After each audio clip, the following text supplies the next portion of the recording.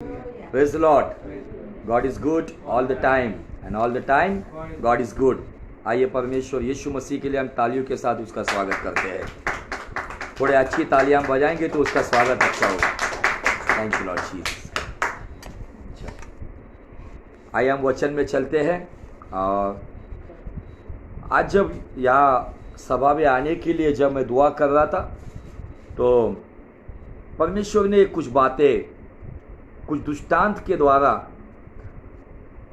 नए नियम में मत्ती की किताब 13 अध्याय के द्वारा परमेश्वर ने 44 से लेके 47 जो ये 3 वचन है, बड़े बड़े वचन है, और एक वचन में एक दृष्टांत है।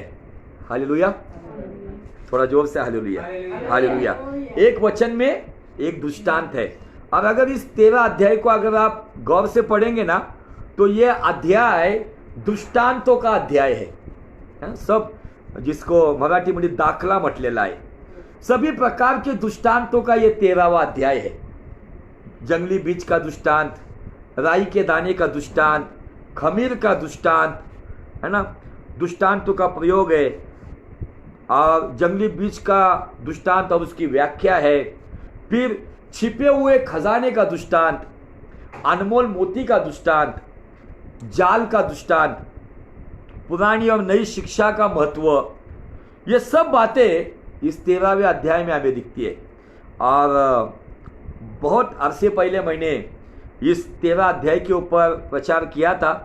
और क्योंकि कलीसिया जैसे बढ़ती गई, ये सब बेसिक टीचिंग है, नए नियम के बेसिक बातें हैं, ABCD जिसे कहा जाता है। लेकिन उसके अंदर भी कुछ गहराई की बातें आज परमेश्वर हमको दिखाएगा। तो आज 3 दृष्टांतों के ऊपर हम अध्ययन और मनन करेंगे। तो उसके लिए हम पढ़ेंगे मत्ती रचित सुसमाचार, उसका अध्याय 13 और वचन 44 से लेके 47। Matthew chapter 13 from verse 44 to 47।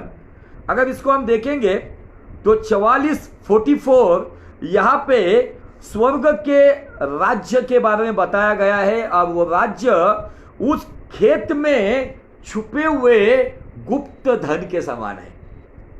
Second बात 45 में हमें दिखती है। और वो 45 और 47 में अगर हम देखेंगे तो यहाँ पर परमेश्वर का राज्य उस अनमोल मोती के जैसे है और उस व्यक्ति के जैसा है जो उस अनमोल मोती की खोज करता है। हालेलुया।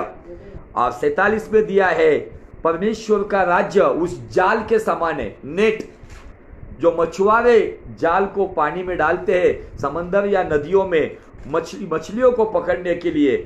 तीसरा एग्जाम्पल या तीसरा दृष्टांत दिया है जाल के ऊपर।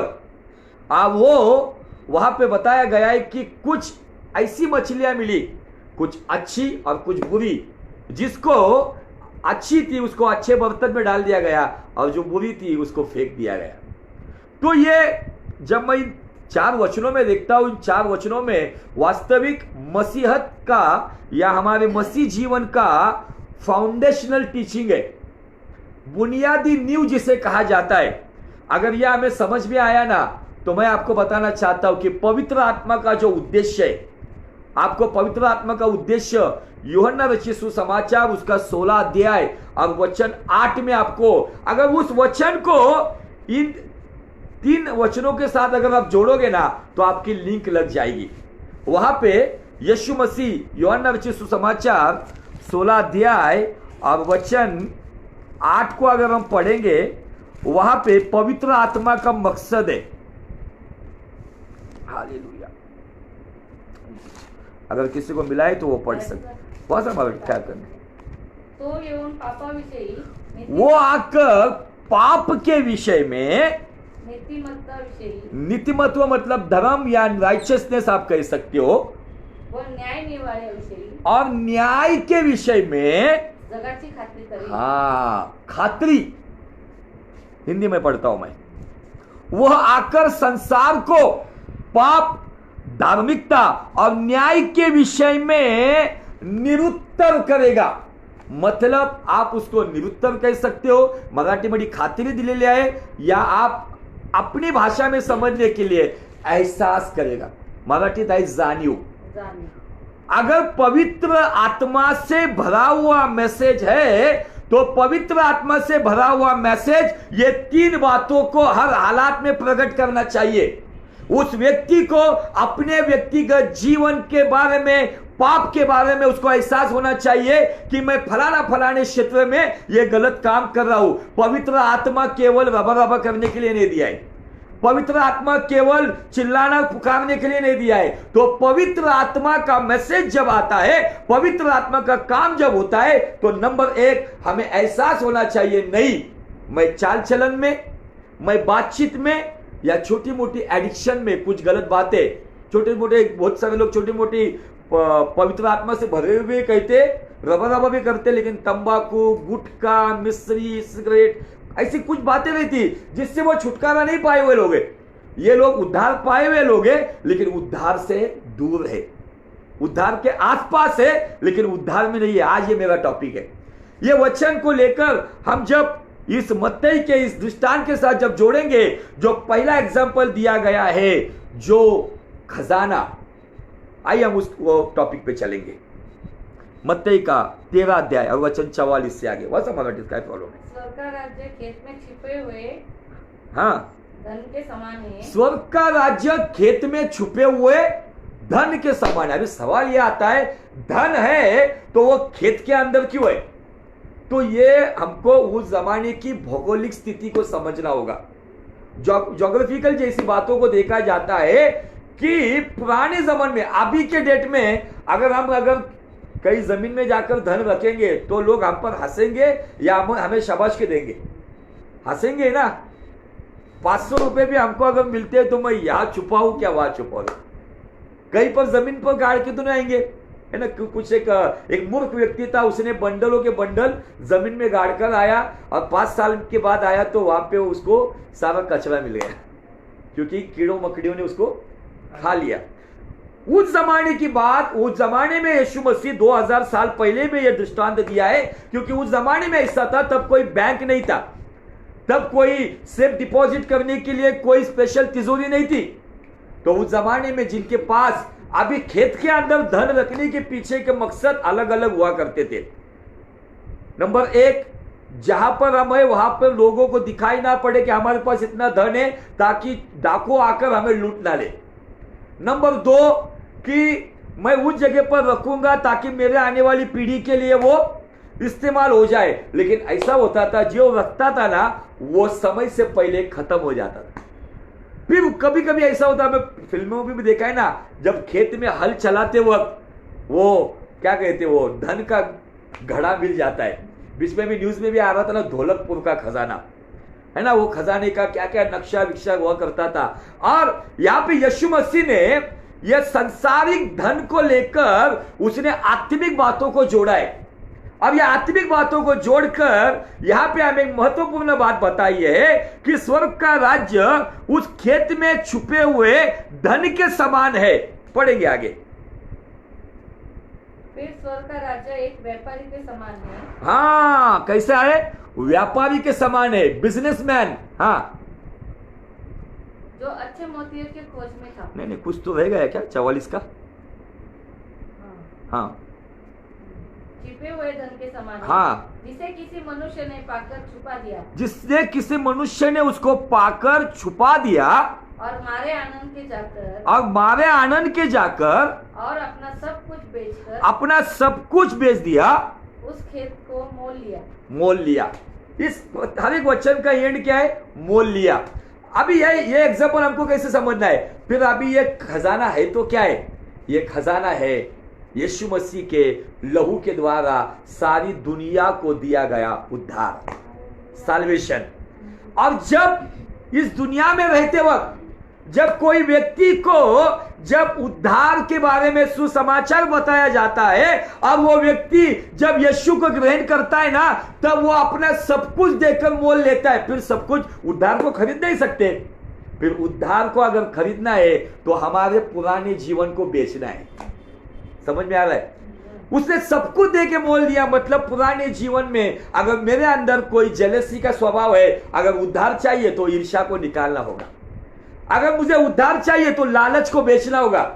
यीशु मसीह ने कहा सब कुछ त्यागना होगा, अपने आप का इनकार करते हुए अपनी सूली उठाकर जो कोई मेरे पीछे नहीं आएगा उसको मेरा चेला बनने का कोई अधिकार नहीं। इसका मतलब उसको उद्धार का भी अनुभव नहीं। आज बहुत सारे लोग उद्धार के नजदीक है, लेकिन उद्धार के नजदीक हमें उद्धार नहीं दे सकता, हमें वो धन को प्राप्त करना होगा। वो घड़ा उस खेत में मिलने के बाद यहां पे उस व्यक्ति के बारे में बताया गया। ये व्यक्ति कौन है पता है?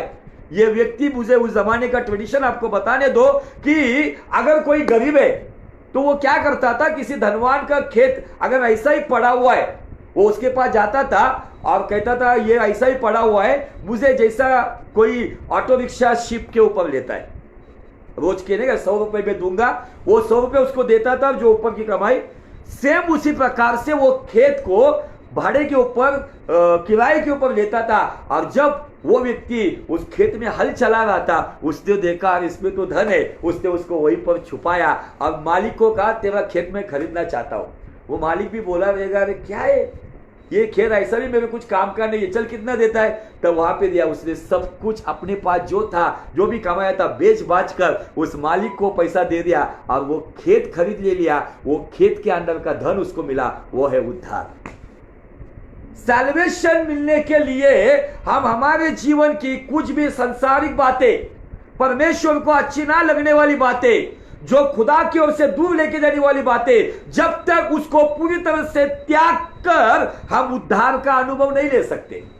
ये जो खजाना है, ये खजाना जिसे धन कहा गया है, ये धन जैसे पौलुस कहता है उद्धार ना किसी कर्म से होता है, तो उद्धार विश्वास और खुदा के अनुग्रह से हमें मिला है और ये खुदा की ओर से प्राप्त हुआ एक बड़ा इनाम है।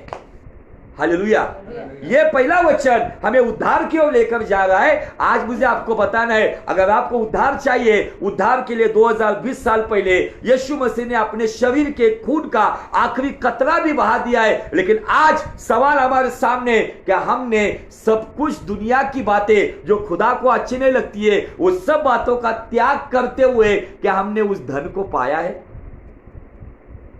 वो धन किसके लिए है? यीशु मसीह आत्मा के उद्धार के लिए आया है। और अगर परमेश्वर के दृष्टिकोण में अगर अनमोल धन क्या है, तो मनुष्य की आत्मा। उस मनुष्य की आत्मा को नरक की अग्नि का अनुभव ना आए, इसलिए परमेश्वर ने अपने पुत्र को इस दुनिया में भेजा ताकि उस पुत्र के द्वारा उस आत्मा को बचाया जाए और वो अनमोल धन पिता के सार्वकालिक राज्य में पहुंच जाए।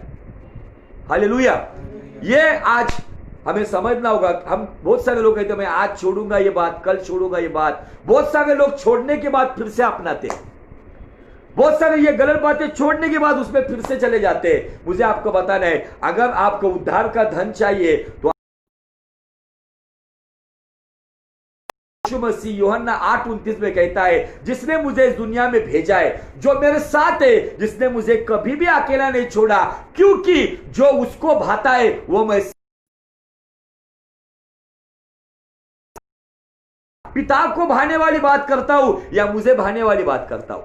मेरा चाल चलन, मेरी दोस्ती, मेरे समाज में उठना बैठना, मेरे घर में रहना, ये सारी बातें जिसके पास उद्धार का ये जो धन है ना, जिसके लिए उसने मुझे आपको बताना है, इस उद्धार के धन को पाने के लिए तुम्हारी दुनिया की स्टडी काम को नहीं आएगी।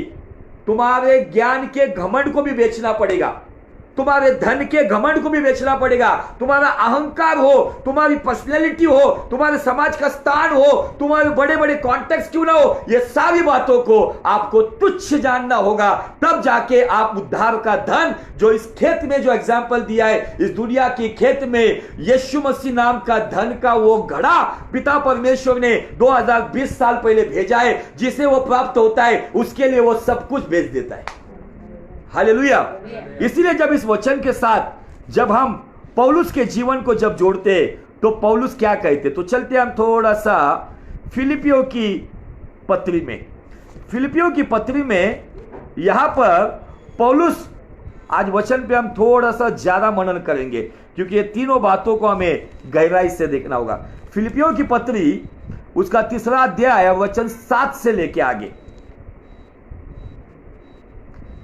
यीशु मसीह वो धन क्यों है, यीशु मसीह वो खजाना क्यों है, उसकी सारी बातें यहाँ पर दी गई है। परंतु जो जो बातें मेरे लाभ की थी, पौलुस कहता है जो जो बातें मेरे फायदे की थी, मेरे लाभ की थी, उन्हीं को मैंने मसीह के कारण, उन्हीं लाभ की बातों को, फिर शायद उसका बड़ा मान सम्मान होगा यहूदियों में, धन दौलत उसकी होगी, बड़ा घराना होगा, लेकिन उन्हीं बातों को मैंने मसीह के कारण हानि समझ लिया है। उसने मसीह के कारण ये धन दौलत, दुनिया की शोहरत दौलत को हानि की, मतलब नुकसान की बात समझा।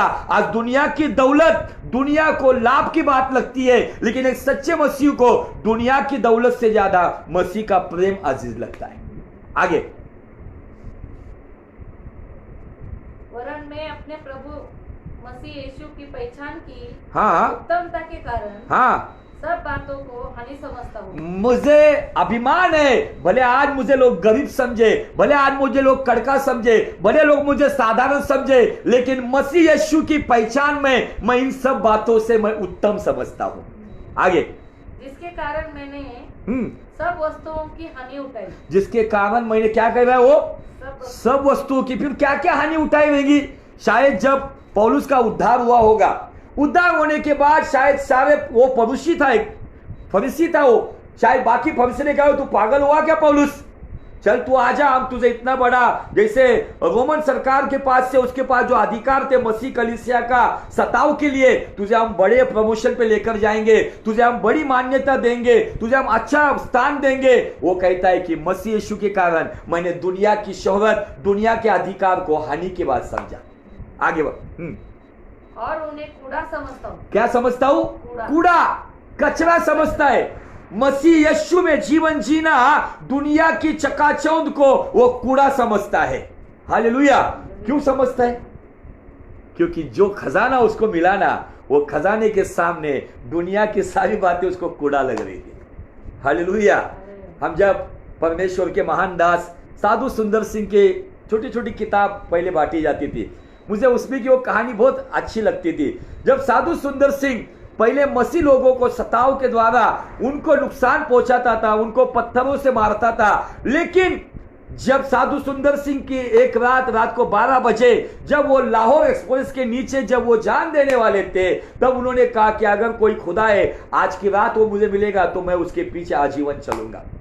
यीशु मसीह का दर्शन उन्होंने पाया और उसी रात से वो यीशु मसीह के पीछे चलने वाला, क्योंकि साधु सुंदर सिंह को भारत सरकार ने नाम दिया था खून के पैरों से लथपथ रहने वाला प्रेरित। साधु सुंदर सिंह उस खून के पैरों से लथपथ हुआ, अपने पुणे शहर में भी वो आकर गए। उनके नाम से लाहौर में एक बड़ा चर्च है, साधु सुंदर सिंह मेमोरियल चर्च बोल के, लाहौर पाकिस्तान में। आज वो सेवक, जब उनके पिताजी ने कहा कि साधु अगर तू इन सब बातों को त्याग देगा, तब उनको एक बड़े तराजू में बिठाया गया और उनकी वजन के अनुसार सोना चांदी हीरे जवाहरात तोल दिया गया।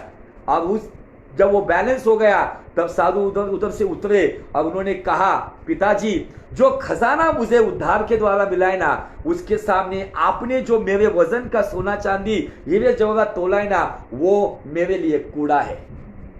Hallelujah, praise the Lord. और जिसको ये धन मिला है ना, उस धन के लिए वो दुनिया की कोई भी जिल्लत मिले, अपमान मिले, नुकसान मिले, धोखाधड़ी हो, बगावत हो, गद्दारी हो, कुछ भी हो, जिनको ये धन मिला है ना, वो इन बातों से कभी मुरझाते नहीं और कभी पीछे भी हटते नहीं। Hallelujah, praise the Lord. क्योंकि जब मसीह यीशु में हमें जो बातें मिलती है, आगे चले, हम थोड़ा सा पीछे चलेंगे, नहीं आगे चले, कलीसिया की किताब में 2 अध्याय और वचन 2 से लेके आगे पढ़ेंगे। कलीसिया फिलिपियों के बाद में 2 अध्याय वचन 2 से लेके आगे। देखो यहां क्या कहता है वचन, ताकि उनके मनों में शांति हो, और वे प्रेम से आपस में गटे रहे, आपस में मिले जुले रहे, गटे रहे। ये गटे रहे का शब्द जैसा मणि के साथ गटकर जो माला बनाई जाती है, ये भाषा है वो।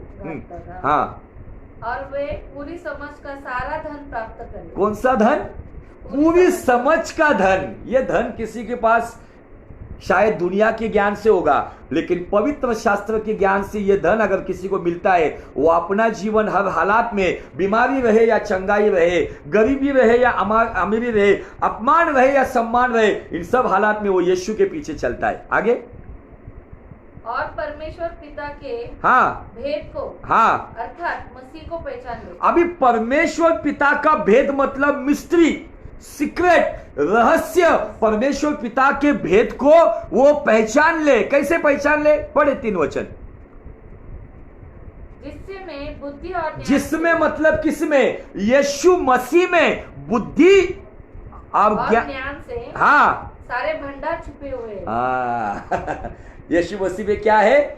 बुद्धि और ज्ञान। इसके एक्चुअली भाषांतर में वो भंडार की जगह पे दिया है, धन छुपा हुआ है। Hallelujah, treasure.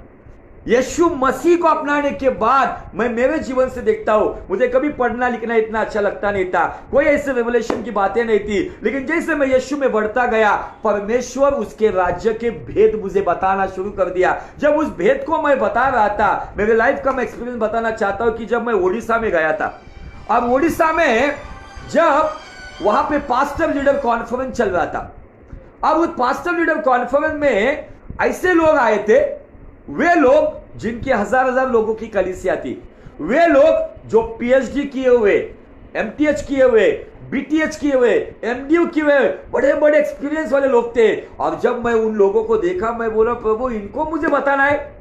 परमेश्वर ने कहा तू खड़ा रहे, मैं बात करूंगा। जब मैं वहां पर 3 दिन एक ही वचन पे प्रचार कर रहा था, तीसरे दिन जब सभा खत्म हुई, हर एक पास्टर जो वहां पे आया हुआ था वो घुटनों पर आकर पश्चाताप कर रहा था। और उन्होंने कहा कि जो बातें हमने सीखी जो आज तक कभी हमने सुनी नहीं।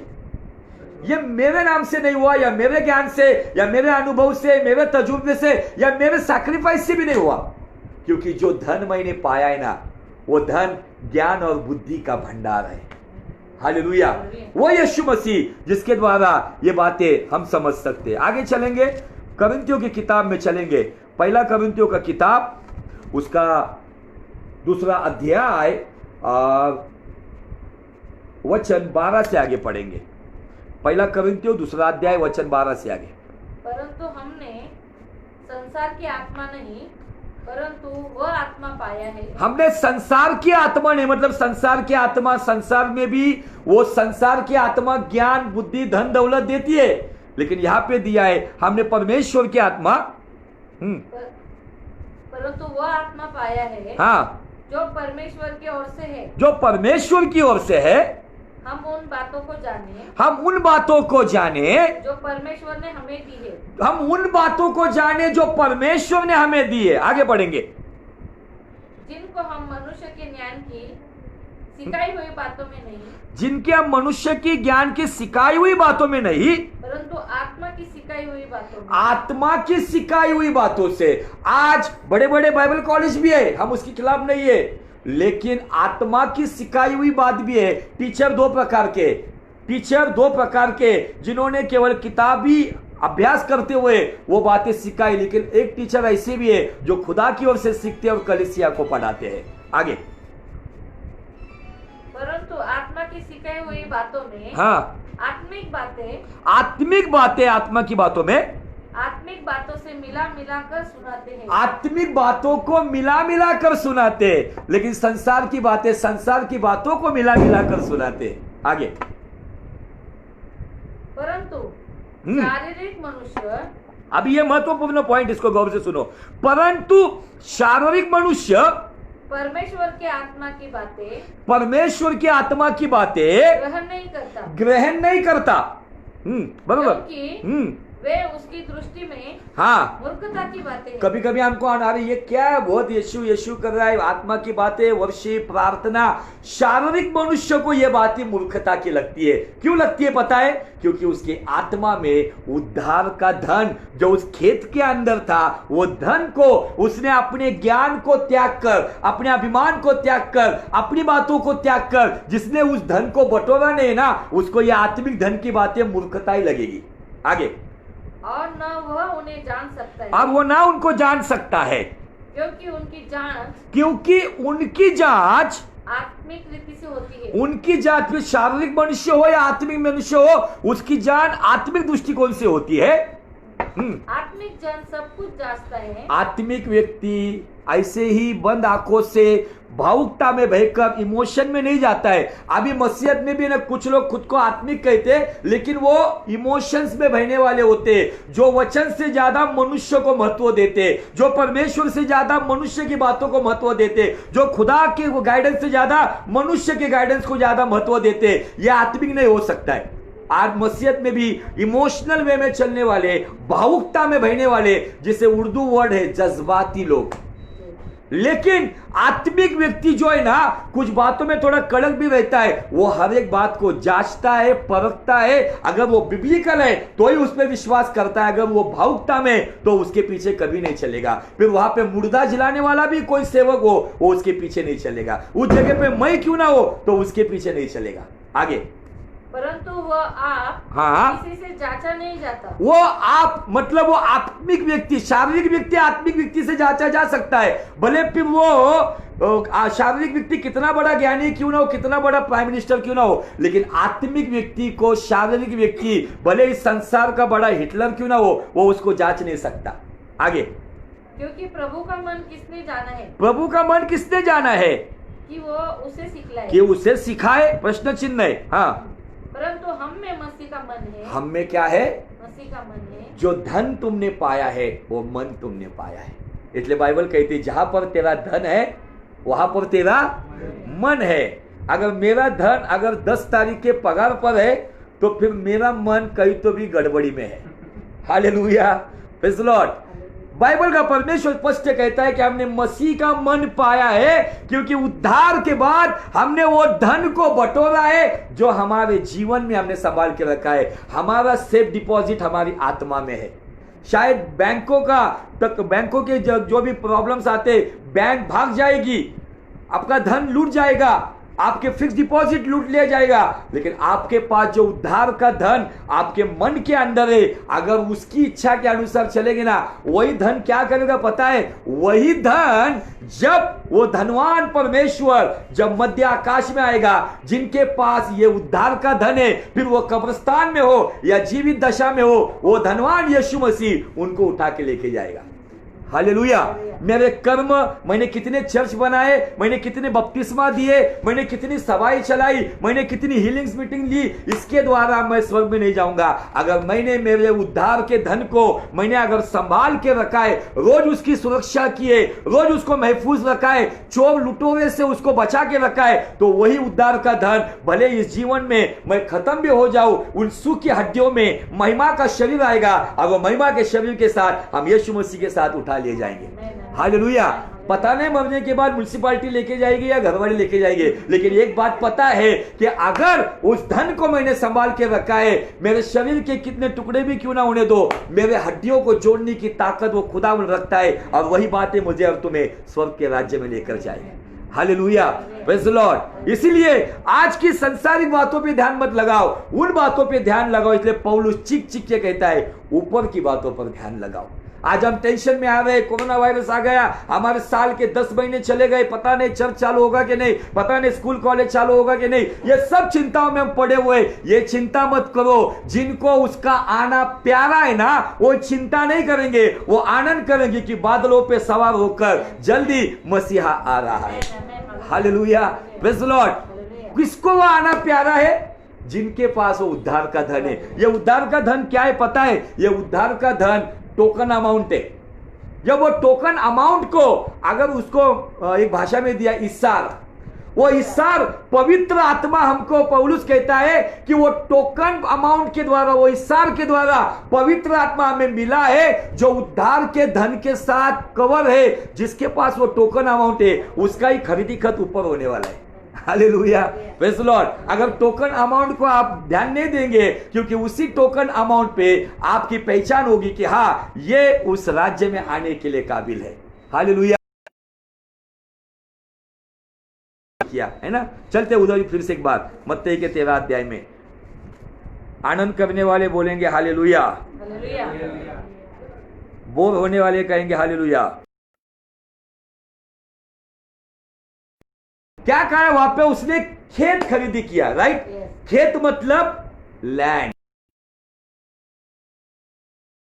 किसी का 1000 स्क्वायर फुट का भी अगर कोई प्लॉट है तो वो भी आज के डेट में आधे खोखे का मालिक है ना, आधा करोड़पति है। एक गुट्टा भी जगह है। तो ये जो खेत है ना, खेत, ये खेत में भी हमारे लिए एक रहस्य की बात है। क्या बात है वो?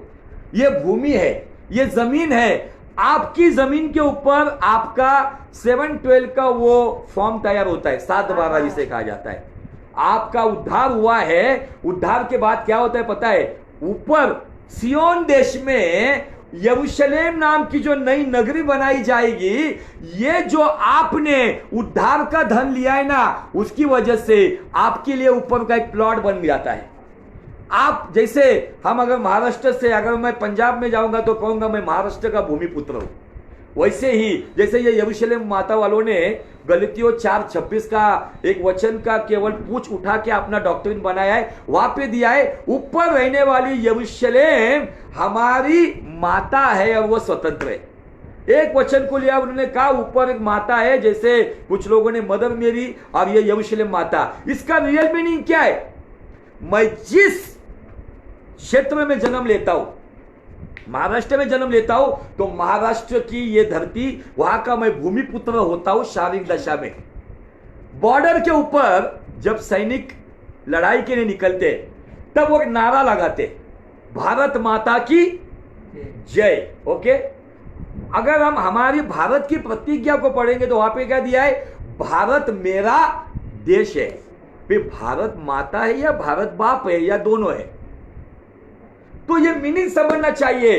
बॉर्डर के ऊपर जब सैनिक कहता है भारत माता की, मतलब उस भूमि के लिए वो लड़ रहे हैं, उस भूमि को माता कहा गया है। उसका मीनिंग यरूशलेम, ऊपर जो यरूशलेम वो हमारी माता है। मतलब क्या है? जिनको वो उद्धार का धन मिला है ना, उनको ऊपर का नागरिकत्व या ऊपर का आधार कार्ड का रजिस्ट्रेशन मिल गया है। ये उसका मीनिंग होता है। लेकिन उसके लिए फिर मतलब हमें हर हालात में हमारे उद्धार को प्राप्त करना है, और जिन्होंने प्राप्त किया है उनको वो संभाल के रखना जरूरी है। हमारी चाल चलन में, बर्ताव में, सभी बातों में नामधारी जीवन जीना नहीं है। हमें मनुष्य पे नहीं तो परमेश्वर पे और उसके वचन पे हमें निर्भर रहना होगा। चलो आगे क्या कहता है वचन 45 में, 13:45। फिर स्वर्ग का राज्य एक व्यापारी के समान है। यहाँ पे क्या कह रहा है? फिर मतलब है ना, यीशु मसीह एक के पीछे एक बता रहा है। इतने एग्जाम्पल दिए गए, चेलों ने कहा होगा प्रभु बस कर, जैसे थोड़ी देर के बाद आप कहेंगे बस कर। फिर स्वर्ग का राज ऐसा है, एक व्यापारी के समान है। एक व्यापारी के समान है। आप सब लोग बिजनेसमैन है। कौन बिजनेसमैन है पता है? जिनके पास उद्धार का धन है। बिना उद्धार के आप स्पिरिचुअल बिजनेसमैन नहीं हो सकते। मैं वर्ल्डली बिजनेसमैन की बात नहीं कर रहा हूं, मैं आत्मिक व्यापारी की बात कर रहा हूं, जिनके पास वो भांडवल या जो कैपिटल उद्धार के द्वारा आया है ना, उसका बिजनेस शुरू हुआ। बिना कैपिटल से बिजनेस होता है क्या? है क्या? हमारे इधर एक पियक कार्ड आता था और एक घर के सामने रुकता था वो, और वो घर वाले ना ऐसी बड़ी बड़ी बातें करते थे यार, सब इसको उसको टोपी पहनाते थे। वो घर के सामने ऐसा पीकर खड़ा रहता और कहता था, लाखों की खरीदी करोड़ों की भूल, चोपड़ी खोलकर देखा तो भांडवल गुल। वो घर के सामने आके डायलॉग बोलता था, उसको बहुत मारते थे। तब मुझे समझा नहीं। अब आत्मिक दशा में अगर हम देखेंगे, अगर हमारे पास उद्धार का धन है तो वही धन हमारा कैपिटल है, हमारा भांडवल है। उसको लेकर ये ग्लोरी बता सकती है अकाउंट में, क्या कहते, कैपिटल है ना, बिजनेस का कैपिटल। वो अगर हमारे पास है तो हम आत्मिक बिजनेस कर सकते हैं। Hallelujah, praise the Lord. हम वो व्यापारी बन सकते हैं। आगे, जो अच्छे मोतियों की खोज में था। जो अच्छे मोतियों की खोज में था। फिर ये अच्छे मोती क्या है? ये अच्छे मोती, कुछ लोगों ने सेवकों को अच्छे मोती बना के रखा है, ये पावरफुल मोती, वो पावरफुल मोती। ये नहीं, मोती, अच्छा मोती परमेश्वर के वचन को कहा गया है। अब यहाँ पे 2 मोती बताऊंगा मैं आपको। उस अच्छे मोतियों के खोज में था। उद्धार के बाद आपको किसी को ढूंढने की जरूरत नहीं है। उद्धार के बाद आपको वचन में मोती ढूंढना है। आज कौन सा मोती पहनकर मैं आज आत्मिक बिजनेस करूंगा, या कौन सा मोती प्राप्त करके मैं दुष्ट को बताऊंगा, भले तूने मेरे जीवन में संकट लाया, लेकिन ये मोती है जिसके द्वारा मैं आज चल रहा हूं। आगे, जब उसे एक बहुमूल्य मोती, कौन सा मोती मिला? बहुमूल्य मोती मिला। यहाँ पे 2 प्रकार के मोती देखो। ये बहुमूल्य मोती क्या है? पढ़ेंगे आगे। तो उसने जाकर हाँ, अपना सब कुछ बेच डाला। जैसे खेत खरीदने के लिए, वो खेत के अंदर के खजाने के लिए उसने सब कुछ बेच डाला, यहाँ पर भी बाइबल कहता है वो खोज में है अनेक मोतियों के, लेकिन उसको एक अनमोल मोती मिला। वो अनमोल मोती मिलने के बाद बाइबल कहता है कि उसने सब कुछ बेच डाला और उसे मोल ले लिया। अभी यहाँ पे आता है अनमोल मोती इस दुनिया में एक है, वो मतलब यीशु मसीह। अब यीशु को कौन खरीदी कर सकता है? कोई भी नहीं। खरीद हो सकता है अगर मैं मेरे बुरे कर्मों को, मेरी बुरी बातों को, नशीली बातों को, सारे कुकर्मों को, इवन मेरे ज्ञान के घमंड को, धन के घमंड को, मेरी पर्सनैलिटी के घमंड को, किसी को किसका घमंड, पर्सनैलिटी का घमंड, कलर का घमंड, बालों का घमंड, क्या क्या चीज का घमंड, जब तक हम उन बातों का त्याग नहीं करते तब तक यीशु को हम हमारे जीवन में पूरा अधिकार नहीं। यीशु कहता है, वो कहता है तू जब तक अंदर नहीं लेगा तब तक मैं अंदर नहीं आऊंगा। यहाँ पे दिया वो अनमोल मोती। उद्धार तो मिल गया, लेकिन उद्धार के बाद कुछ लोग वो अनमोल मोती को एकदम क्या कहते, कांच के जैसा समझकर कभी कभी उसकी ओर ध्यान नहीं देते और अपनी चिंता और परेशानी में डूब जाते। ये अनमोल मोती यीशु मसीह है, जिसको बहुत सारे लोग हम देखते हैं आज संसार में, हमारे भारत देश में देखो, ऐसा कौन सा जो पुजारी होकर नहीं गया, फिर महात्मा गांधी हो, ज्योतिराव फुले हो, बाबा साहेब अंबेडकर हो, राजा राम मोहन राय क्यों ना हो, जिनके बड़े बड़े स्टेटमेंट है, बड़े बड़े स्टेटमेंट उन्होंने लिखा है, लेकिन स्टेटमेंट लिखने से उनका उद्धार नहीं हुआ है। महात्मा गांधी कहते हैं कि अगर मेरे जमाने में अगर यीशु मसीह रहता तो मैं मेरे आंसुओं से उसके पैरों को धोता था। बड़े बड़े स्टेटमेंट उन्हें यीशु के बारे में स्टडी किया, लेकिन यीशु को अपनाया। आज यीशु को जानने वाले बहुत है, लेकिन यीशु को अपने पुराने जीवन को बेचकर नए जीवन में लेने वाले नहीं है। तो ये कारण क्या है इसके पीछे का? इसका कारण जो हमने अभी फिलिपियों की पत्री में देखा कि उनको दुनिया का जो बातें हैं, जो कूड़ा लगना चाहिए, वही बातें उनको अनमोल लगती है, वही बातें उनको पावरफुल लगती है। आप पढ़ो, ये जो बड़े बड़े महात्मा हमारे देश में होकर गए ना, उन्होंने यीशु मसीह के बारे में सॉलिड स्टेटमेंट दिया है, लेकिन वो स्टेटमेंट देने से उनका उद्धार नहीं हुआ है, उनका उद्धार नहीं हुआ है। आज ये क्यों हो रहा है ऐसा? उसके पीछे का एक कारण आज पवित्र आत्मा ने मुझे बताया, तो हम पढ़ेंगे यूहन्ना का सुसमाचार उसका 12 अध्याय और वचन 42 और 43, 42-43। यूहन्ना 12वां अध्याय और 42 और 43। तो भी सरदारों में से भी बहुतों ने उस पर विश्वास किया, बहुतों ने यीशु पे विश्वास किया, परंतु जो फरीसी लोग थे ना, उनके कारण प्रकट में नहीं मानते थे। ऐसे बहुत मानतो हमें यीशुला मानते, ये मानने वाले कभी नहीं आएंगे। ये जो बड़े बड़े पुजारी लोग हमारे भारत में होकर गए ना, जिन्होंने इतिहास रचा ना, ये मानने वाले थे, वो अनमोल मोती खरीदने वाले नहीं थे। वो किसी माई का लाल का काम नहीं है उस अनमोल मोती यीशु को लेने के लिए। वो अनमोल यीशु को लेने के लिए अपने जीवन का जो भी अस्तित्व है ना, उसको गंवाने के लिए जो तैयार है ना, उसको ही वो अनमोल मोती मिल सकता है। हालेलुया। देखो आगे बहुत मस्त वचन है। परंतु फरीसियों के कारण प्रकट में नहीं मानते थे। ये गुप्त शिष्य थे। कुछ लोग बहुत गुप्त शिष्य रहते हैं, इधर भी उधर भी। ऐसे गुप्त शिष्यों को अनमोल मोती कभी नहीं मिल सकता। जो खुले में कहते हाँ यीशु मेरा उद्धार करता है, भले मुझको बांटा हुआ भी कहेंगे तो नो प्रॉब्लम, लेकिन उसने मेरा धर्म नहीं तो उसने मेरा जीवन बदला है। आगे, ऐसा ना हो कि आराधनालय में से निकाले जाए। ऐसा ना हो। देखो आज बहुत सारे लोगों ने प्रकट में क्यों नहीं किया? जितने भी महान पुजारी हमारे देश के होकर गए, उन्होंने खुलेआम यीशु को ग्रहण क्यों नहीं किया? यीशु की शिक्षा ली, एक गाल में मारो तो दूसरा गाल आगे करो। और दुनिया कहती गांधीगिरी। ये गांधीगिरी नहीं है, यीशुगिरी है, जो पहाड़ी के प्रवचन में यीशु ने बताया है। लेकिन लोगों को अस्तित्व पता नहीं। कॉपीराइट का जमाना चल रहा है। बाइबल का परमेश्वर यहाँ पे कहता है कि वो कहते हैं कि आराधनालय में से मेरी पोजीशन से निकाला ना जाए। अगर मेरी पोजीशन रहे या ना रहे, इसलिए पौलुस कहता है दुनिया की बातों को मैं कूड़ा समझता हूं, क्योंकि उद्धार का धन मेरे पास है और अनमोल मोती यीशु मेरे पास है। हालेलुया। कई एक समय आएगा मैं सड़क पर रहने जाऊंगा, लेकिन नो प्रॉब्लम, दुनिया का उद्धार का धन, ये शरीर तो मिट्टी का मिट्टी में चला जाएगा, लेकिन इस आत्मा में जो उद्धार का धन है, जो अनमोल मोती यीशु मेरे पास है, जो मुझे अनंत जीवन में लेकर जाएगा। आज बहुत सारे लोग कॉम्प्रोमाइज लाइफ जी रहे, इसके लिए उनके पास का उद्धार का धन खत्म हुआ है, वो अनमोल मोती उनके जीवन से चला गया। ये लोगों के अंदर एक डर है कि वो आराधनालय से उनको निकाल दिया ना जाए यीशु को ग्रहण करने के बाद। इसलिए बहुत सारे लोग, ये बड़े बड़े पुजारी थे ना, शायद उनकी कौम के लोग, उनके भारतवर्ष के लोग उनके उस जगह से निकाल ना दे, इसलिए उन्होंने यीशु को प्रकट में नहीं ग्रहण किया, केवल उसकी शिक्षाओं को लिया, उसकी शिक्षाओं पे बड़ी बड़ी किताबें लिखी, लेकिन अनमोल मोती को ग्रहण नहीं किया। अनमोल मोती को लेने के लिए वहां पे दिया है, उसने अपने पास का सब कुछ बेचकर यीशु वो अनमोल मोती को मोल ले लिया। उसको मोल लेने, यीशु को लेने के लिए कुछ ना कुछ हमें देना होगा, ये फ्री ऑफ कॉस्ट नहीं मिलेगा, कीमत चुकानी पड़ेगी। क्यों? क्योंकि उसने हमारे लिए 2020 साल पहले अपने लहू का आखिरी कतरा बहाकर हमें कीमत देकर खरीद लिया है।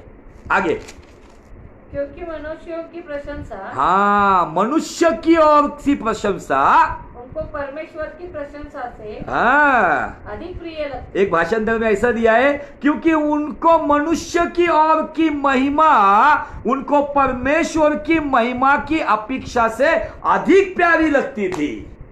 हालेलुया। इसलिए मानने वाले बहुत है, लेकिन अनमोल मोती को अपने पुराने जीवन, अपने अस्तित्व, अपनी पोजीशन, ऐसे कितने तो भी लोगों को हम जानते हैं जिन्होंने अपनी पोजीशन का त्याग कर दिया, जिनका प्रमोशन था उन्होंने डिमोशन को ले लिया, लेकिन अनमोल मोती यीशु को अपने जीवन में ग्रहण किया। क्योंकि शरीर को वैलिडिटी है 60 साल, 70 साल, 80 साल, लेकिन आत्मा अमर है, आत्मा का धन, उसमें अगर उद्धार है और अनमोल मोती यीशु है, तो उस व्यक्ति को इस जीवन के बाद अनंत जीवन में जाने का हक है। हालेलुया। यहाँ पे मराठी भाषा में वचन 43 खूब सुंदर है, 12:43, योहान 12:43। हालेलुया।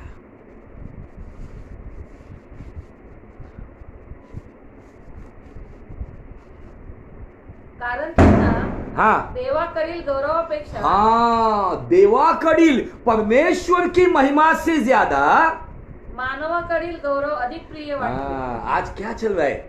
आज के नाम के लिए कितने मसीह है, अपनी शान के लिए मसीह है, केवल अपने अहदे के लिए मसीह है, लेकिन धन्य वे लोग जिन्होंने अपने आन शान बान को छोड़ दिया केवल परमेश्वर की महिमा के लिए। भले उनको अपमानित किया गया, तो भी वो खुदावन उस अनमोल मोती के लिए आज खड़े रहे। Hallelujah, praise the Lord.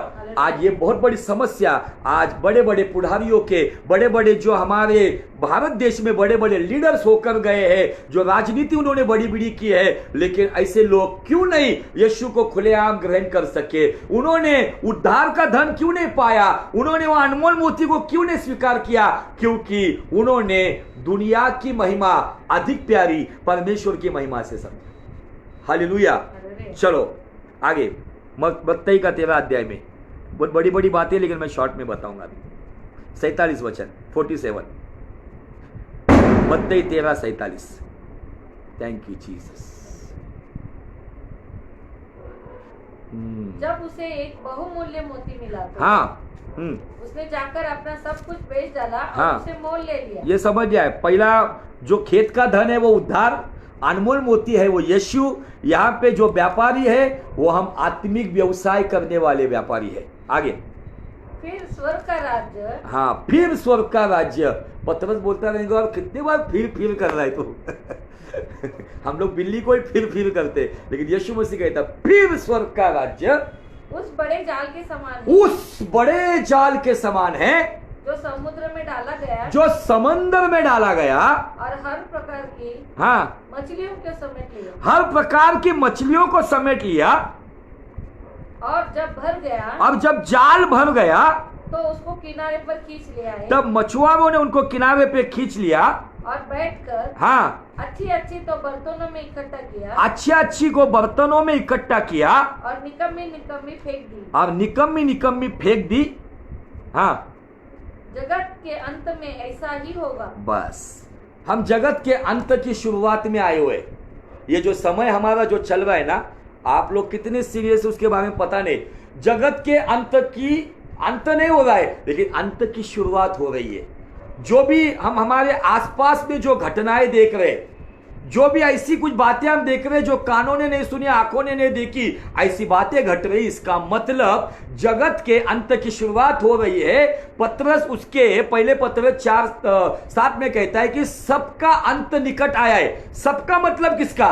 धर्मी का भी अंत निकट आ रहा है और अधर्मी का भी अंत निकट आ रहा है। धर्मी मध्य आकाश में यीशु मसीह के साथ उठा लिया जाएगा और अधर्मी मसीह विरोधक के साथ महासंकट में गिरने वाला है। जगत का अंत में ये बातें होने वाली। फिर ये जाल क्या है? ये जाल है वो न्याय का जाल। ये जाल सुसमाचार का जाल नहीं है कि कहने के बाद उसने दाहिनी ओर जाल डाल दिया तो बड़ी मछली आ गई। उसको हम शुभ वर्तमान का या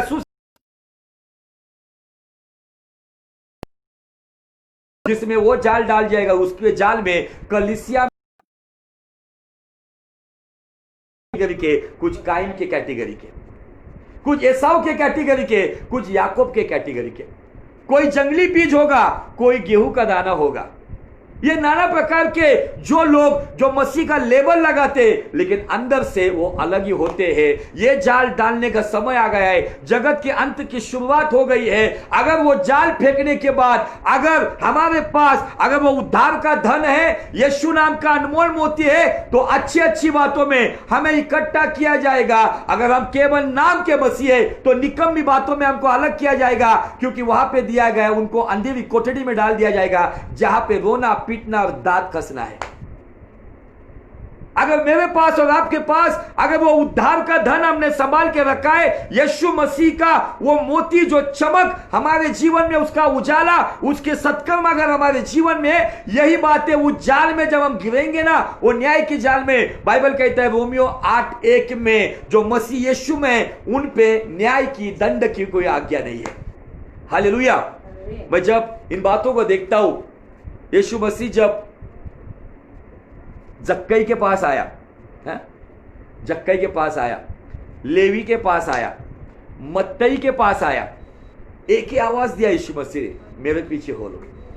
सब कुछ छोड़कर, वास्तविक जक्कई उस शहर का एक नामी व्यक्ति था, लेकिन उसने मनुष्य की महिमा से ज्यादा परमेश्वर की महिमा को जाना। इसलिए उस दिन उसने सारे शहर को अपना धन पूरी तरह से उसने बांट दिया। उस दिन वो भिखारी हालत में चला गया, लेकिन उसने परमेश्वर का अनमोल मोती यीशु मसीह को पाया। इसलिए यीशु मसीह ने कहा कि आज इस घराने को उद्धार मिला है। हालेलुया।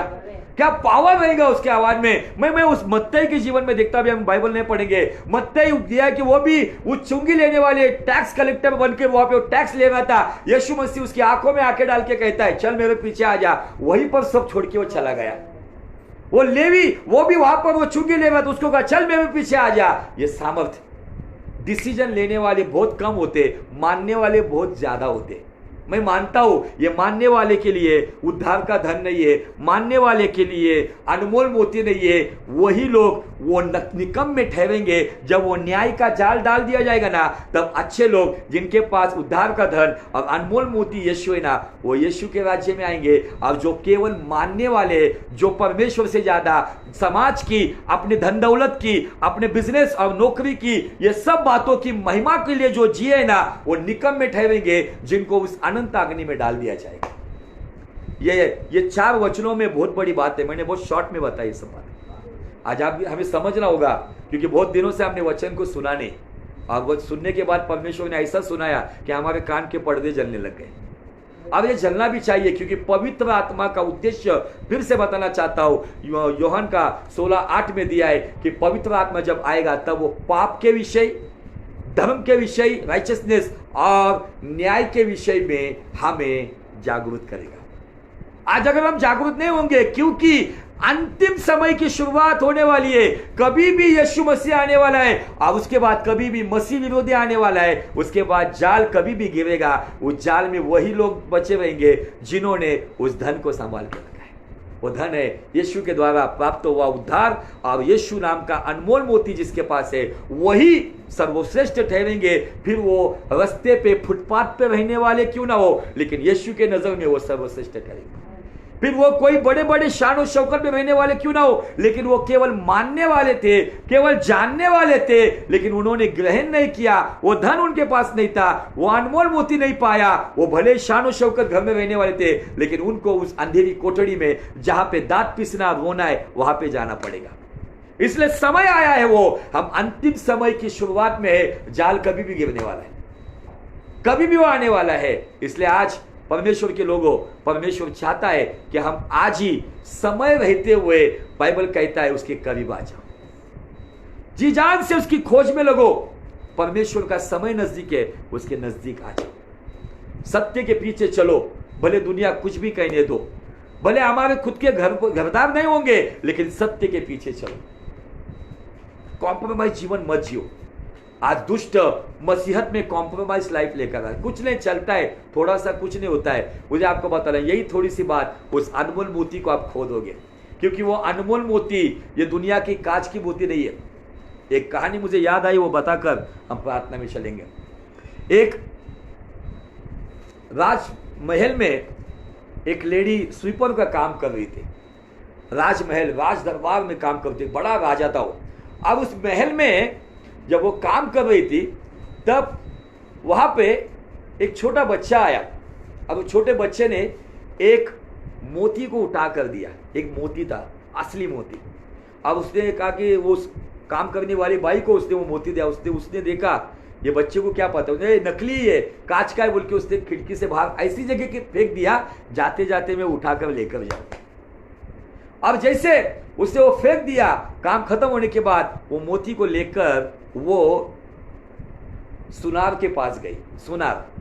सुनार ने भी देखा ये असली मोती है, लग रहा है तो असली मोती, लेकिन इसको बोलूंगा तो इसको पैसा देना पड़ेगा। उसने गुस्से से उठा के ऐसी जगह फेंका ताकि मैं बाद में उठा सकूं। उसने खिड़की के बाहर उसको फेंक दिया।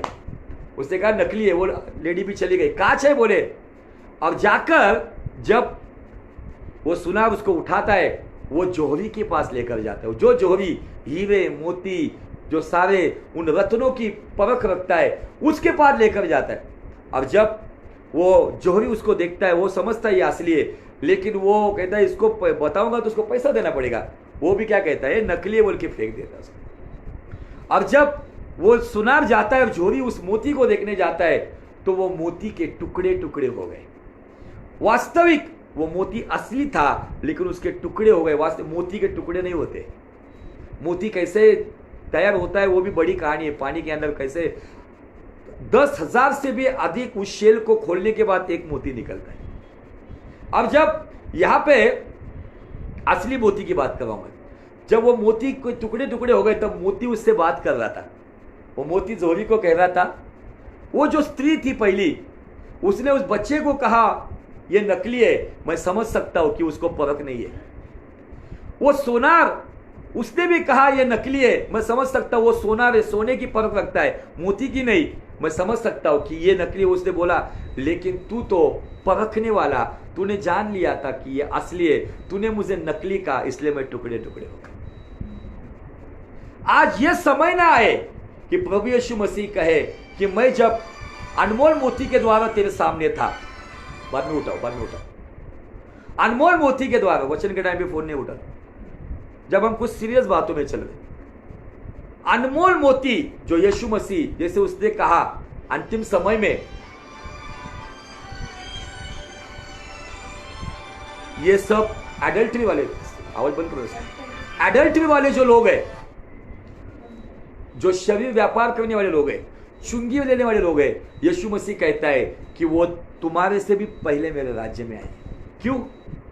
क्योंकि उन्होंने केवल मुझे माना नहीं, जाना नहीं, तो जक्कई के नाई मुझे ग्रहण किया। वो टूटकर हमारे लिए बिखर ना जाए, तो वो बना रहे, ये हमारे हाथ में है। आज ये दृष्टांत हमारे लिए खुदावन बहुत बेहतरीन बातें बता रहा है कि हमारे पास वो धन है, वो धन के लिए मेरा ज्ञान, मेरा शान जो भी है, सब गलत बातें, अच्छी बातें भी, ज्ञान का घमंड, पैसे का घमंड, जो भी है, उन अच्छी बातों को बेचना होगा आज, क्योंकि यीशु के लहू से हम खरीदे जाए। हम खुद के मालिक नहीं है, उसके लहू से खरीदे हुए लोग हैं।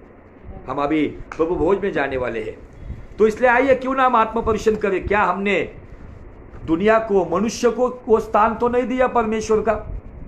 क्या हमने दुनिया की बातों में तो समय नहीं बिताया? तो आइए गहन पश्चाताप के द्वारा आज हम परमेश्वर को समर्पित होते और आज उस खुदावन को कहते कि खुदावन, मेरे जीवन में जो अच्छी बातें नहीं है उसको आज निकाल दे। मैं आज वो सारी बातों का त्याग करके, जैसे उस खेत में वो खजाना, उस व्यक्ति ने सब कुछ बेचकर उस खेत को खरीद लिया, उस उद्धार की भूमि और उद्धार का धन जिसने पा लिया, आज खुदावन उसको पाने के लिए तू मेरी सहायता कर। Yes Lord, thank you Jesus.